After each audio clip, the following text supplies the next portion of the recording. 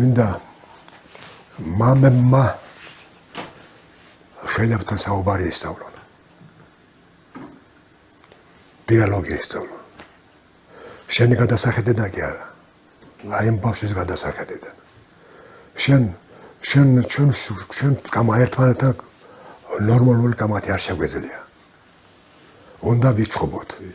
როგორ შეიძლება რომ ჩემი შვილი ჩემზე მეტი ისე ჩემი ისეთი რაღაცა კითხვა დამისვას რომელიც შენში არ არის არა.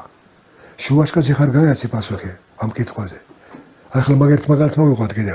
სამების საკათედრო ტაძარში ვიყავით სკოლის ბავშვი 4 სკოლასთან მქონდა შეხვედრა. ხო და რო დამთავრდა ღონისძიება, კითხვა-პასუხის რეჟიმში იყო. პატარა გოგო ოზაზის მე-7 კლასელი გოგონა წინას გამზე, ულამაზესი ბავშვი.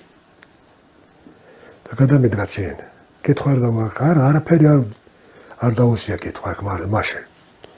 გადამედგა წინ და ბატონოტარია უმართის ტაქტიკური შეეცვალა უმართის მანერა ბავშვების ამ თაობაში.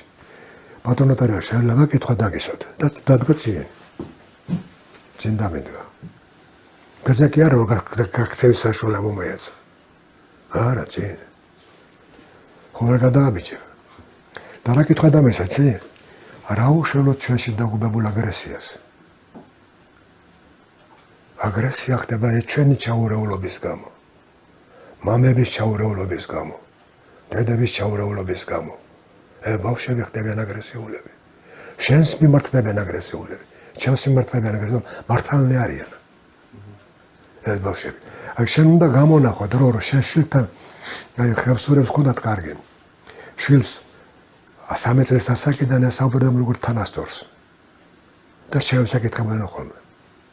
ეგ არ ვიცოდი და გასაკვირიც არის ხევსურებისგან ეგეთი. ხო, შევსაკითხებდნენ რომ ჩამოყალიბ მამაკაცს ბიჭებს.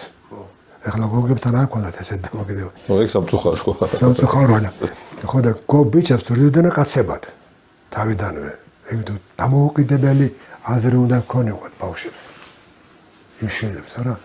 აი სამეთოვე ჩვენ დავტოვეთ ისინი ცალკე და ჩვენ ცალკე ვართ. იმათი დასმულ კითხვაზე არის რომ პასუხი არ აგები და ვერ გასცემ პასუხი. ბოდის კი არ მოვიხდი პასუხი არ აგა. დაუწყებ ჩხოუს. გალანძავ არა. ეს აუცილებლად უნდა შეეცვალოს ეს დამოკიდებულება.